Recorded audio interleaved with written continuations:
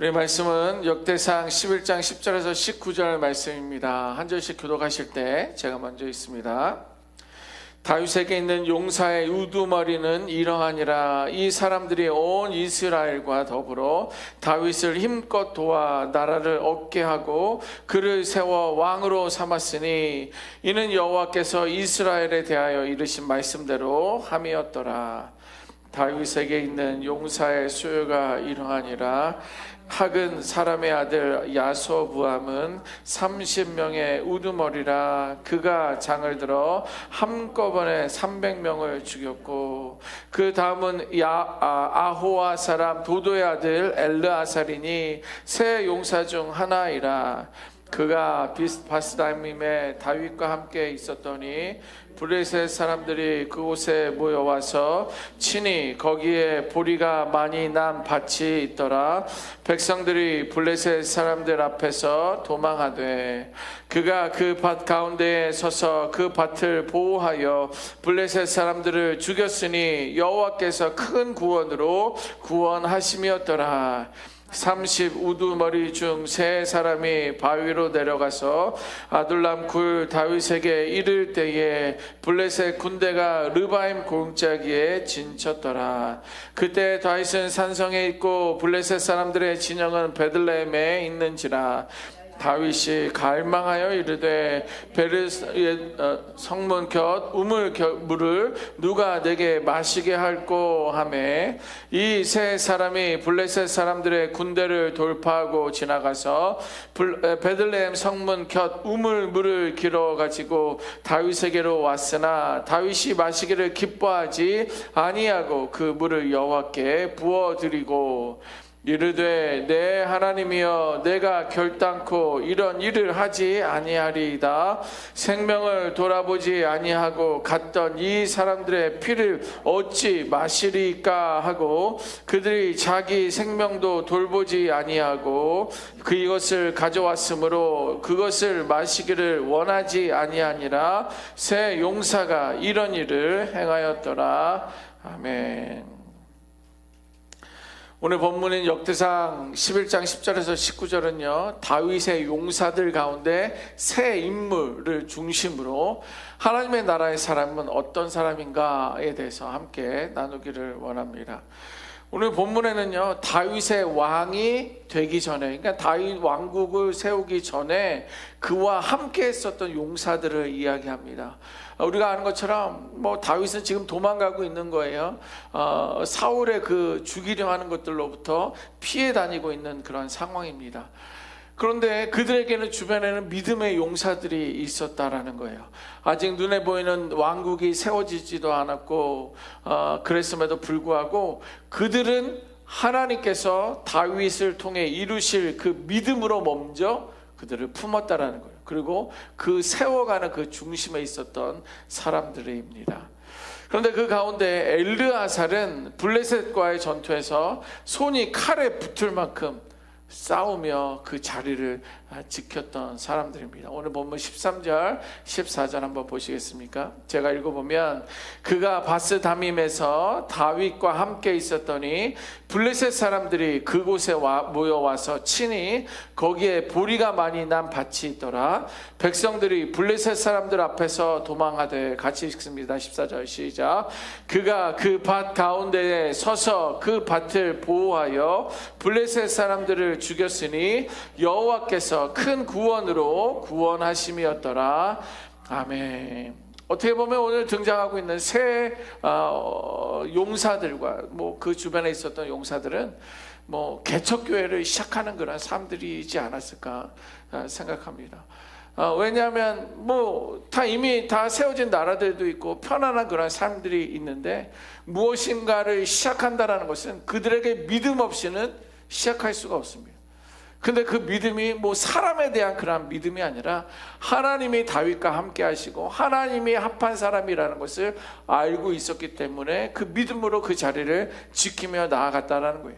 근데 13절 14절 말씀을 읽어보니까 블레셋 사람들을 보니까 많은 백성들이 도망갔다라고 이야기하고 있습니다.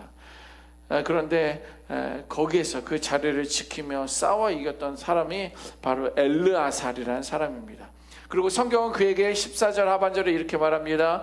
여호와께서 큰 구원으로 구원하셨다라고 이렇게 기록하고 있습니다. 여기에 우리에게 주시는 메시지가 있습니다. 이것은 뭐예요? 하나님의 일하심은, 하나님의 역사하심은 뭐냐면, 하나님 언제나 사람들이 물러서는 자리에서 선명하게 드러난다라는 거예요. 보세요. 블레셋과의 전투에서 백성들은 다 떠나가고 있을 때 그가 온전히 남아서 하나님의 구원하심을 경험하고 목격했다라는 거예요. 사람들이 떠나간 자리에서, 사람들이 도망간 자리에서, 사람들이 물러선 그 자리에서 하나님의 일하심은 분명하게 드러난다라는 거예요. 왜? 그냥 사람들은 다 도망갔는데 누가 역사합니까? 하나님이 역사하는 거예요. 많은 백성들이 두려움에 사로잡혀 뒤로 물러섰다라고 성경은 기록합니다.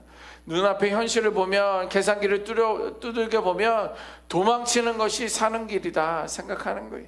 이 자리가 좀 다시 세워지고 견고해지면 그때 슬쩍 숟가락 얹게 하는 것이 우리들의 마음이라는 거예요. 그러나 싸움을 포기하는 것이 더 합리적이라고 보였을 때 할지라도, 이렇게 사람은 위기와 순간마다 순이익을 따지고 있어요. 나에게 얼마나 유익하냐, 내가 오늘 거기에 가면 내게 어떤 것들이 있느냐.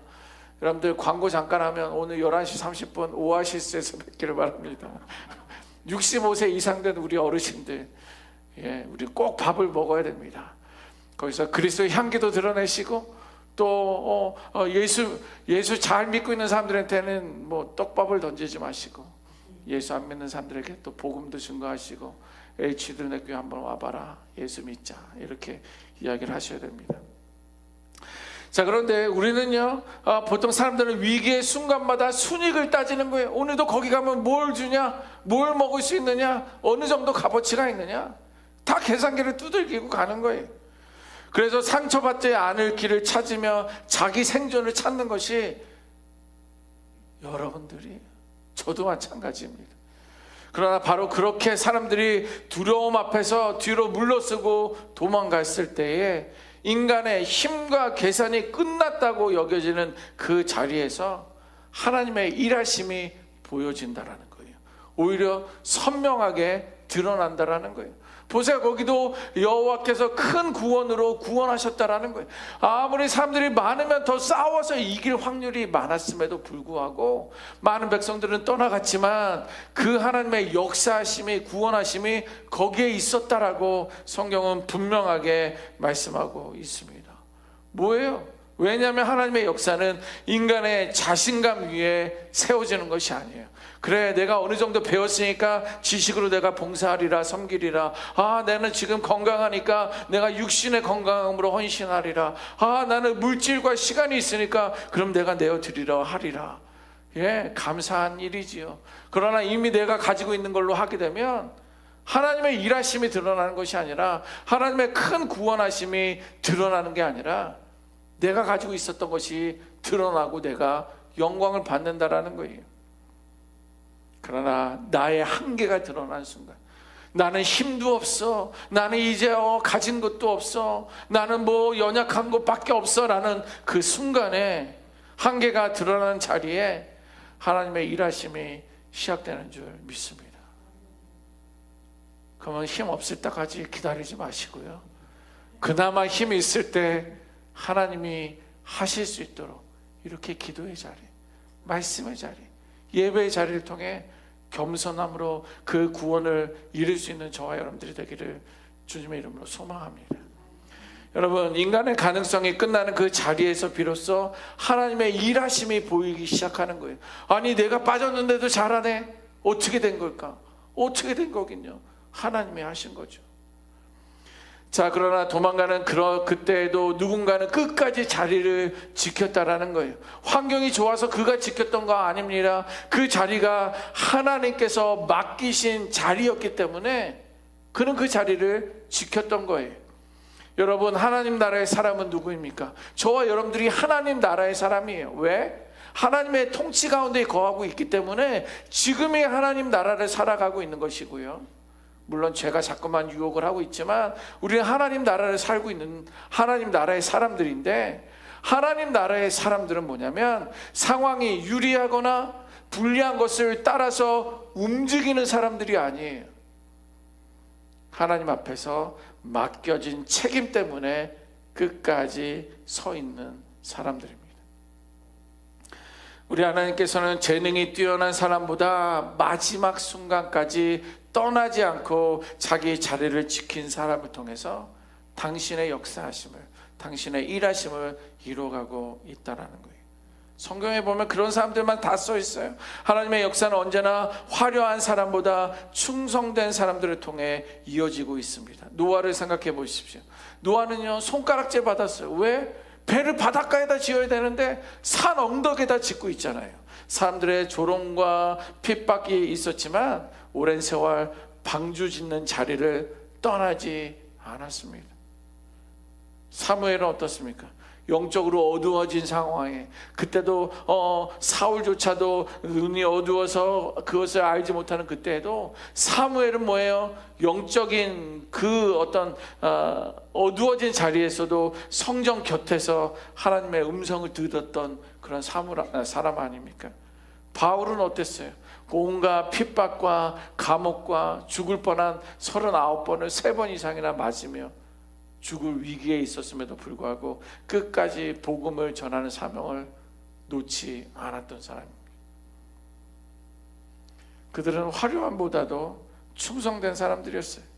그러므로 믿음은 무엇입니까? 순간적인 열심보다 뜨거운 노란 냄비, 그것이 아니라 끝까지 자기 자리를 지키는 충성, 그것이 바로 믿음이고 하나님 나라의 사람들의 모습인 줄 믿습니다.